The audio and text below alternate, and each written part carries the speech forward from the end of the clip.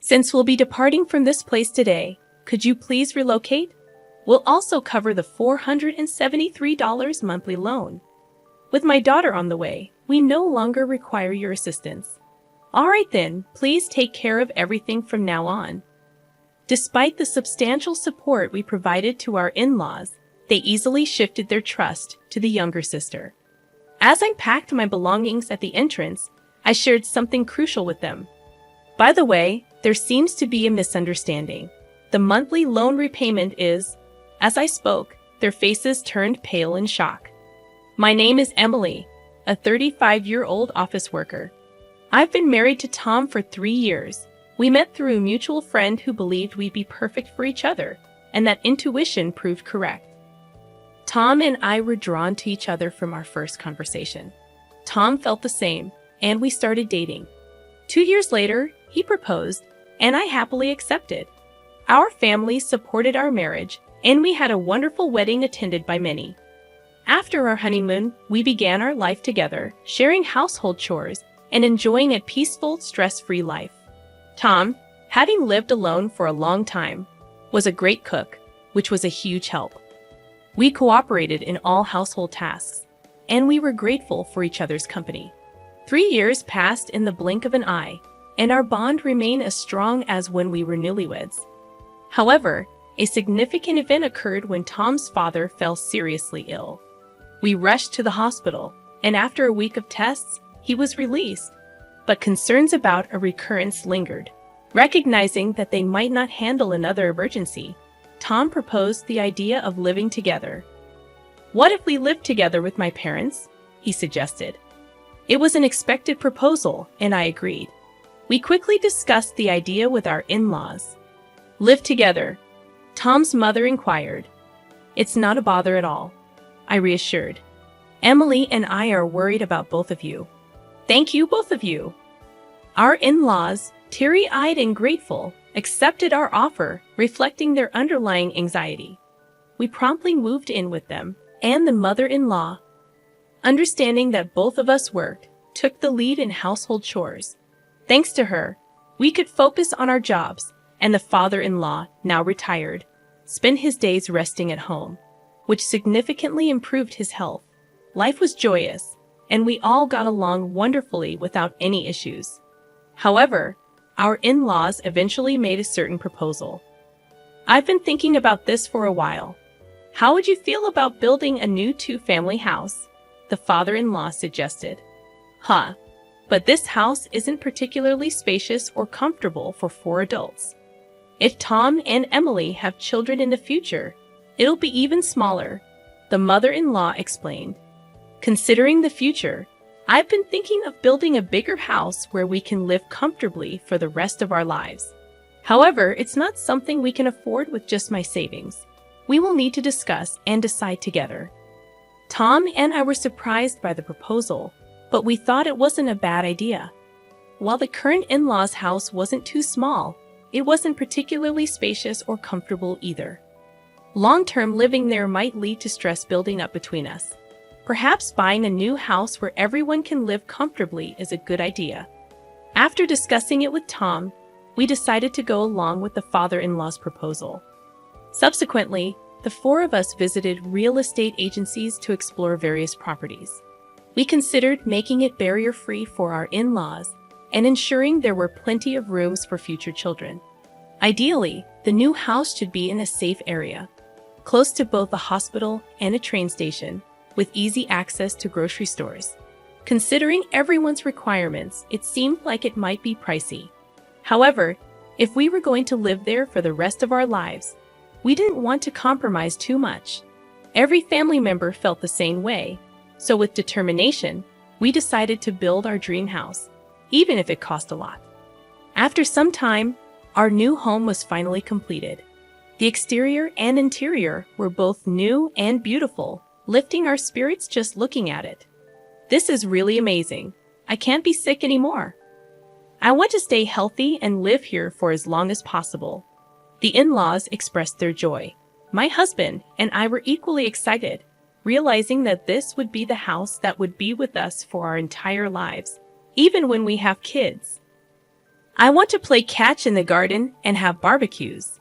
That sounds great. Let's make lots of family memories here. We were overflowing with excitement and joy. Living in the house turned out to be truly comfortable, and it felt like the pinnacle of happiness. Being in a comfortable home made me even more enthusiastic about my work. Subsequently, my work went very smoothly, and both my public and private lives were fulfilling. I genuinely felt grateful for buying this house. The months passed in the blink of an eye, and 2 years had passed in this house.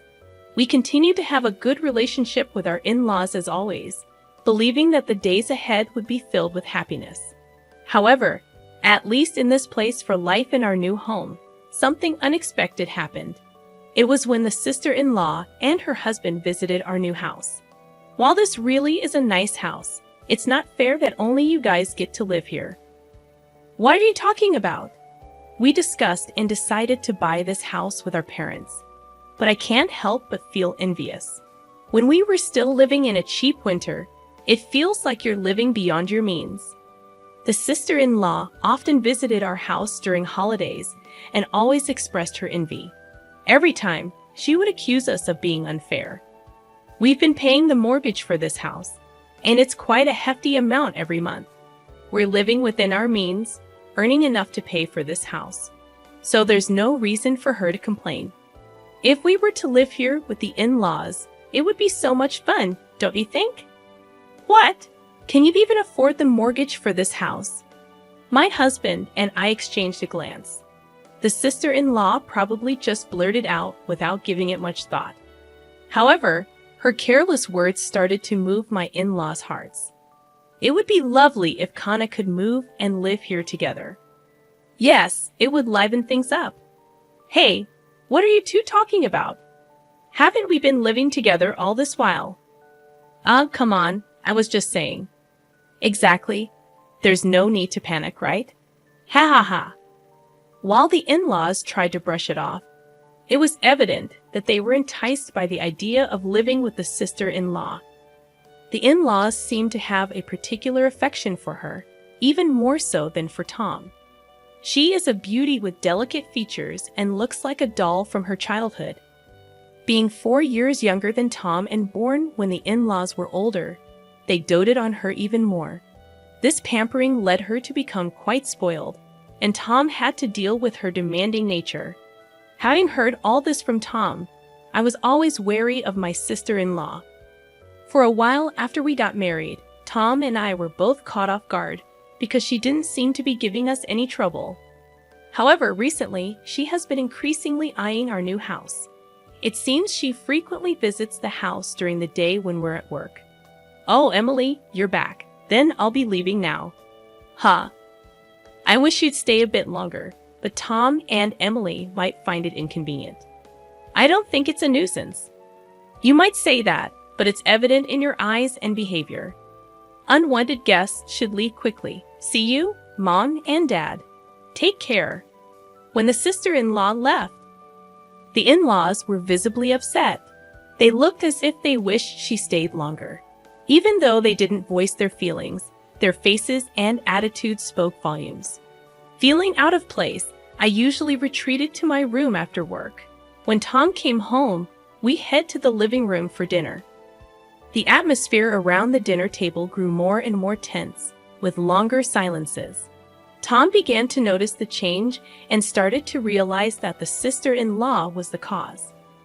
Around the time our relationship with the in-laws started to deteriorate, the sister-in-law finally made her move.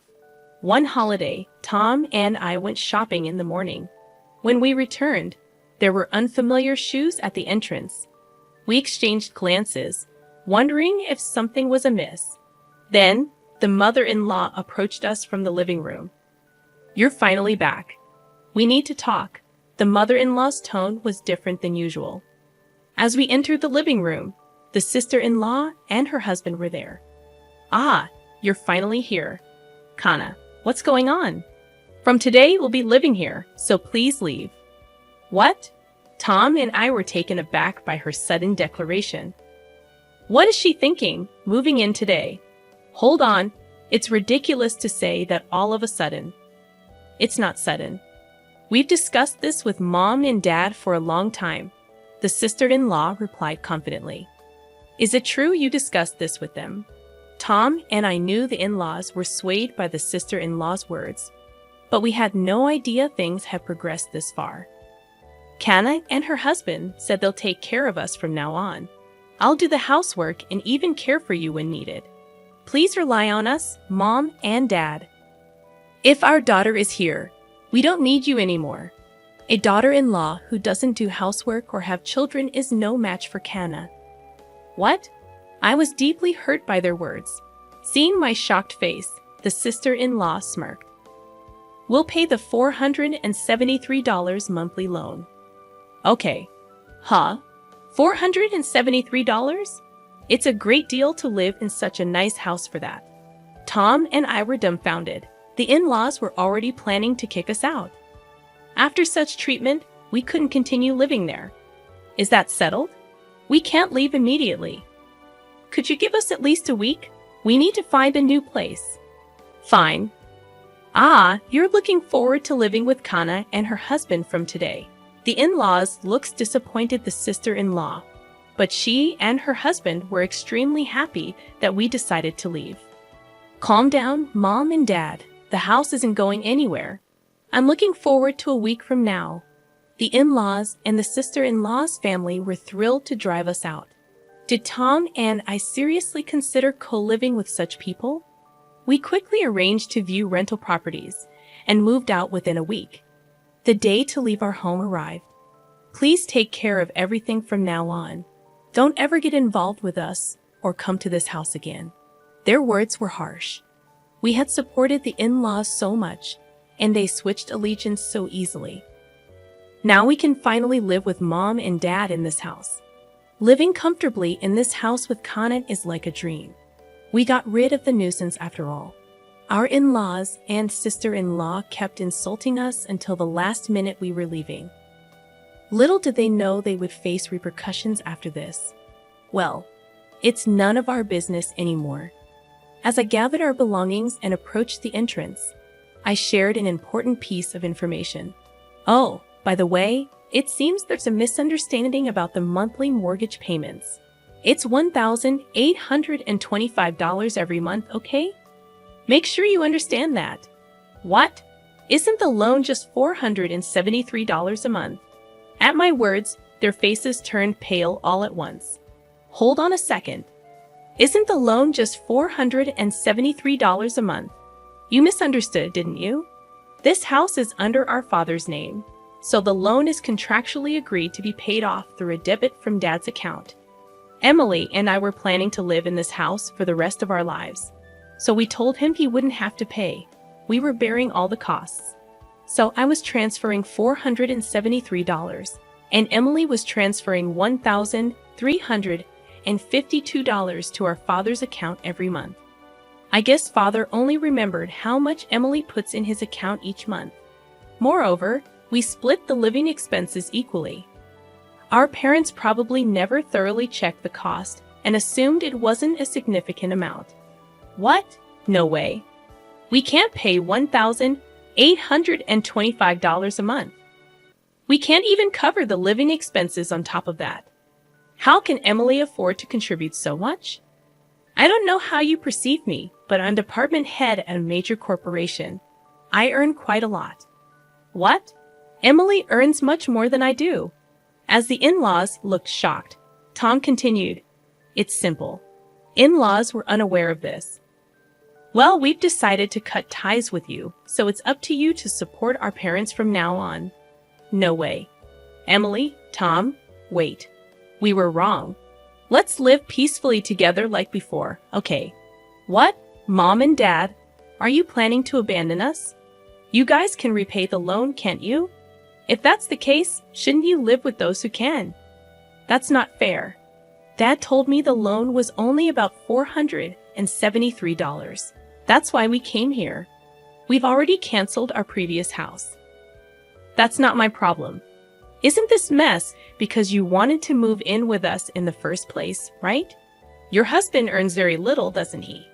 But you always said family is more important than money and pampered me. When our livelihood is at stake, all of that doesn't matter. The quarrel between the in-laws and the sister-in-law was unbearable to watch. Well, we're leaving. Wait, regardless of what you say, we will never associate with you again.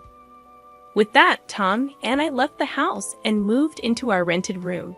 Despite the numerous messages from the in-laws, we ignored them all. According to our neighbors, the in-laws and the sister-in-law's family had no choice but to live together. However, they couldn't pay the loan and eventually had to let go of the house. When they sold the house, a considerable debt remained. Even after using the father-in-law's early retirement benefits for repayment, they still fell short.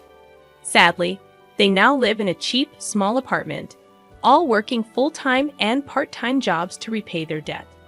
Apparently, the sister-in-law's husband didn't want the burden to fall on him, so he ran away. If only the in-laws had continued living peacefully with us, they wouldn't have faced these hardships. But again, it's none of our concern now. On the other hand, Tom and I found our rented apartment much cozier than anticipated. We plan to stay here for a while and save money, living happily as our savings grow at an incredible rate. We believe it's essential to save as much as we can for the future while still enjoying our lives with the occasional luxury. We aim for a happy life together in the years to come.